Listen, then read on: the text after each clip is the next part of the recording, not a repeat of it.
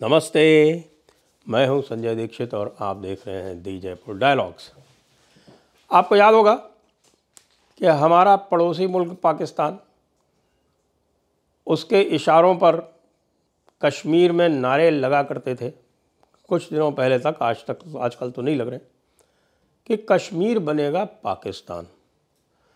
अब आप ये सोचिए कि अब पाकिस्तान में क्या हो रहा है, क्योंकि पाकिस्तान के चारों तरफ और ख़ास तौर से पाकिस्तान के जो नॉर्थ वेस्टर्न प्रोविंस हैं वहाँ पर और बलूचिस्तान में अब ये नारे लग रहे हैं कि पाकिस्तान बनेगा अफ़गानिस्तान। खैर, वो तो हो रहा है, पाकिस्तान बनेगा अफ़गानिस्तान, तो उसकी बात हम कई बार कर भी चुके हैं, जो कुछ वहाँ हो रहा है। लेकिन जो ख़ास बात है इस समय, वो पाकिस्तान अफ़गानिस्तान इसलिए नहीं बनेगा कि अफ़गानिस्तान उसके ऊपर कब्ज़ा कर लेगा, क्योंकि पाकिस्तान बनेगा अफ़गानिस्तान इस लिहाज से कि पाकिस्तान की जो अर्थव्यवस्था है वो बिल्कुल अब अफ़गानिस्तान के साथ बराबरी पर आने वाली है।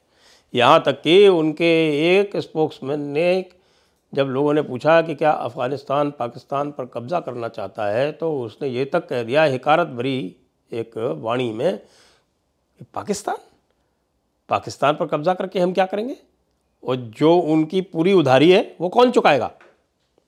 सुनिए आप, ये कौन कह रहा है? अफ़गानिस्तान कह रहा है कि पाकिस्तान की उधारी कौन चुकाएगा। अब पाकिस्तान की उधारी का हाल तो ये है कि अब पाकिस्तान में सब जगह ताले लगना शुरू हो गए हैं। देखिए, 20 बड़ी कंपनियां बंद हो चुकी हैं। लेटेस्ट जो है, सुजुकी ने अपना प्लांट वहाँ बंद कर दिया, उसके पहले टोयोटा ने बंद कर दिया था, और उसके पहले जो है वो बहुत सारी और कंपनियां वहाँ से अपने ताले बंद करके जा चुकी हैं। मिल्लत ट्रैक्टर और इस तरह के और जो ऑटो पार्ट्स के मैन्युफैक्चरर, उनने सबने ताले लगा दिए। क्यों ताले लगा दिए? क्योंकि उनको बहुत सारे छोटे स्पेयर पार्ट्स बाहर से मंगाने पड़ते हैं, और बाहर से मंगाने के लिए अब डॉलर वहाँ नहीं है। कहने को तो डॉलर जो है वो 226.227 रुपये में मिल रहा है ऑफिशियली, लेकिन हो तब ना मिले, है ही नहीं, तो मिलता ही नहीं है। इसलिए जो भी थोड़ा बहुत भी इंपोर्ट के ऊपर आधारित जो भी मैन्युफैक्चरिंग है वहाँ पर, जो वैल्यू एडिशन करती थी या लोकली असेंबल करके बेचती थी, उनके सबके ताले लग गए। तो एक तो ये बड़ा काम। दूसरा, अब पाकिस्तान के पास तेल इंपोर्ट करने का भी पैसा नहीं है। दूसरे, उनके बहुत सारी जो एनर्जी रिक्वायरमेंट थी वो बलूचिस्तान से गैस के ऊपर आधारित थी। नया कोई एक्सप्लोरेशन गैस का हुआ नहीं, उसके लिए पैसे नहीं थे। पुराने जो गैस के कुएं थे वो सब अब सूख रहे हैं धीरे धीरे। तो अब गैस की ऐसी किल्लत है कि अब कुकिंग गैस, जो भी पाइप्ड गैस जाया करती थी, वो लगभग सूख गई है। और न केवल लोअर मिडिल क्लास और मिडिल क्लास को गैस उपलब्ध नहीं है, अब तो जो अपर क्लास, बहरिया टाउन जैसे जो बने हुए हैं बहुत सारी जगहों पर, वो बहरिया टाउन्स में भी अब गैस नहीं मिल रही है। लोगों को ब्लैक मार्केट में गैस लेनी पड़ रही है। हालात ये है कि किसी भी कीमत पर गैस उपलब्ध नहीं है। अब कुछ दिनों में लोग जो है वो पुराने चूल्हे जो लकड़ी से जलते थे उसके ऊपर जाने वाले हैं पाकिस्तान में। तो पाकिस्तान का पाषाण युग की ओर जो पलायन है वो आरंभ हो गया है। हालात यह है कि कैबिनेट ने अभी कल एक मीटिंग करके और ये तय किया कि भाई किस तरह से ऑयल बचाया जाए, क्योंकि पाकिस्तान में जो जनरेशन होता है इलेक्ट्रिसिटी का, वो बहुत सारा जो है वो ऑयल बेस्ड है।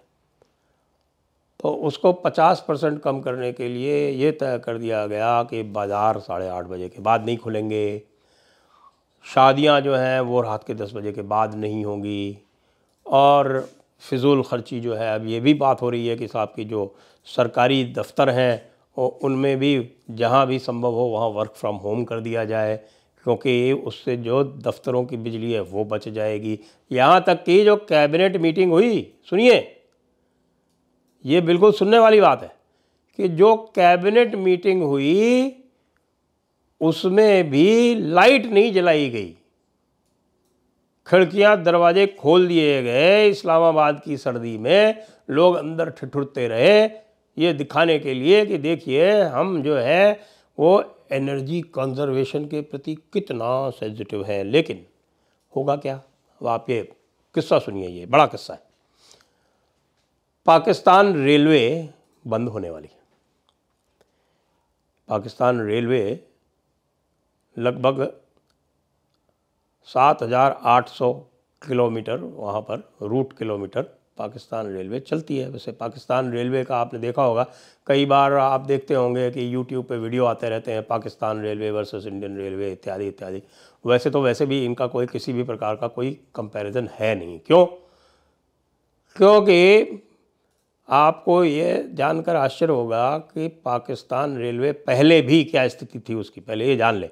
जो आज स्थिति होने वाली है वो भी मैं आता हूँ उसके ऊपर। जो पहले भी जो स्थिति थी पाकिस्तान रेलवे की वो ये थी कि पाकिस्तान में डेली जो पैसेंजर ट्रेन्स चलती हैं, जिसमें मेल, एक्सप्रेस और जो लोकल, ये सब मिला मिलू के उनका नंबर था 110, जो आजकल सुनते हैं कि घट के और भी कम हो गया है, शायद 50-60 डेली। अब इसकी तुलना भारत से करा दूँ आपको। भारत में सारी यानी कि सबर्बन और इंटरसिटी सब मिला के जो संख्या है वह 13,600 है। तो कहाँ 100 और कहाँ 13,600। और उसके बाद भी आप देखते हैं कि लोग बाग भारत और पाकिस्तान रेलवे के कंपैरिजन किया करते हैं। उनके यहाँ जो टोटल नंबर ऑफ लोकोमोटिव्स हैं सारे डीजल के हैं, सारे इंपोर्टेड हैं, वो है 190। कितने? 190। भारत में कितने हैं? 12,600।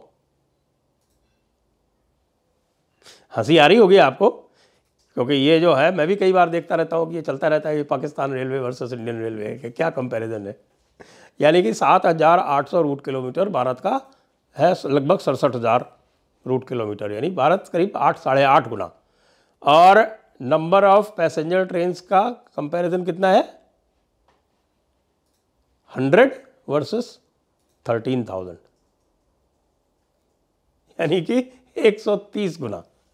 और भी जानिए, उनकी टोटल इनकम है $50 मिलियन, भारत की है $8 बिलियन। कितनी हुई? 160 गुना। तो इसलिए कोई कंपैरिजन तो है ही नहीं। उनके टोटल नंबर ऑफ कोचेस जो हैं वहाँ के वो 1,000 से कम है, भारत 76,000 है। और फ्रेट तो इनकम उनकी है ही नहीं, और हमारे यहाँ तो आप जानते हैं कि फ्रेट ही मेन इनकम है भारत की। और यहाँ तो कोई 8,000 से ज़्यादा मालगाड़ियाँ रोज़ चलती हैं। और अब तो आपको पता है कि ईस्टर्न फ्रेट कॉरिडोर और वेस्टर्न फ्रेट कॉरिडोर ये भी चल रहे हैं।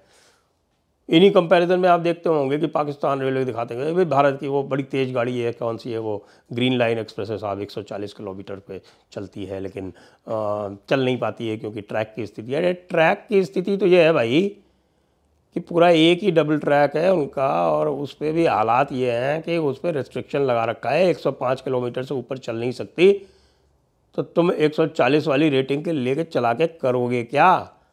आधे रास्ते तो उनके वो पुराने वाले वो सिग्नल हैं जो ऐसे ऊपर नीचे हुआ करते थे पहले। पता नहीं लोगों को याद है कि नहीं याद है, क्योंकि यहाँ तो सारे के सारे सिग्नल जो है अब कलर लाइट सिग्नल में तब्दील हो गए। 25 साल पहले वो सिग्नल हुआ करते थे, जो छोटी जो ब्रांच लाइंस होती थी उसके ऊपर, जो सेमाफोर सिग्नल जिनको बोलते थे। पाकिस्तान में तो वही चल रहे हैं अभी। आप देखिए, आप इस्लामाबाद से लाहौर के बीच में, पेशावर से लाहौर के बीच में वही चलते हैं। तो अब ये हुआ है कि पाकिस्तान रेलवे के पास केवल 1 दिन का ऑयल बचा है, 1 दिन का। पाकिस्तान रेलवे के जो मुलाजिम हैं उनको तनख्वाह नहीं मिल रही समय पर। जब 20 दिन तक तनख्वाह नहीं मिली तो इनके जो ड्राइवर्स थे ट्रेनों के, उन्होंने हड़ताल कर दी। तो अगले दिन उनको तनख्वाह दी गई 2 इंस्टॉलमेंट्स में करके। तो पहली इंस्टॉलमेंट मिली, तब उन्होंने काम पर वापस आना शुरू किया। उनकी जो मालगाड़ियाँ थी वो बंद हो गई। और आपको भी पता है कि पैसेंजर ट्रेनें तो हर जगह घाटे का ही सौदा होती हैं, मालगाड़ियों से ही आमदनी होती है। तो अब वो कह रहे हैं कि साहब कि हमारे पास पैसेंजर ट्रेनों को चलाने के लिए 3 दिन का पेट्रोल है, 3 दिन का ऑयल है, और मालगाड़ियों को चलाने के लिए 1 दिन का ऑयल है। तो अब ये विचार किया जा रहा है कि पाकिस्तान रेलवे को बंद ही कर दिया जाए तो क्यों ना उचित हो। और वैसे भी बंद सी ही चल रही है। आप ये बताइए कि 8,000 किलोमीटर का जिसका नेटवर्क हो और उस पर कुल मिलाकर 100 पैसेंजर ट्रेन चल रही हो, तो उसका किस हिसाब से उचित है कि वो एग्जिस्टेंस में भी रहे। इसलिए पाकिस्तान की जो इकोनॉमी के जो हालात बताए जा रहे हैं वो जितने नहीं हैं उससे ज़्यादा बदतर है। पाकिस्तान पूरी तरह से कंगाल हो चुका है। अब रेलवे बंद होने वाली है, रेलवे के बाद फिर अब 3 एयरपोर्ट जो हैं वो बेचे जाने वाले हैं, उनके ऊपर बोली लग रही है। जो अपनी न्यूयॉर्क में उन्होंने प्रॉपर्टी बेची थी उस पर सबसे बड़ी बोली जो है वो जो पहले यहूदी ने लगाई थी वो हट गया है, तो अब सबसे बड़ी बोली एक भारतवंशी की है। भारत वाले जो हैं वो पाकिस्तान की प्रॉपर्टी ख़रीद के और उसके वहाँ पर मंदिर बनाएंगे और हम मंदिर के घंटे बजाएंगे ज़ोर ज़ोर से, क्योंकि पाकिस्तान के तो घंटे बज चुके हैं पूरी तरह से। और जिसको ये कहते हैं कि शैतान घंटियाँ बजाता है, अरे भाई अब हम पाकिस्तान का घंटा ज़ोर ज़ोर से बजाएंगे। जय हिंद बोलिए और जोरी बोलिए ज़ोर से, वंदे मातरम।